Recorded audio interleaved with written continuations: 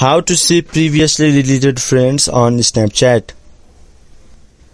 So hello viewers and welcome back to our YouTube channel, and in today's video I will be teaching you guys how to see deleted friends on Snapchat. So without delaying any further, let's get started. So first of all, open your Snapchat application itself.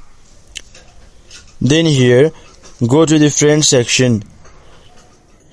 Go to your chat, then on the top right corner you can see an person icon. Simply click onto it. Then here, wait for a few seconds. Then here you can see friend suggestions. Then on the top right corner you can see three dots. Simply click onto it. Then here simply click on ignored from added me. Now here I haven't deleted any friends, but if you have, then they will be shown here. And in this very simple way you could see deleted friends on Snapchat. So hope this video was helpful for you. Until the next video, bye bye and take care.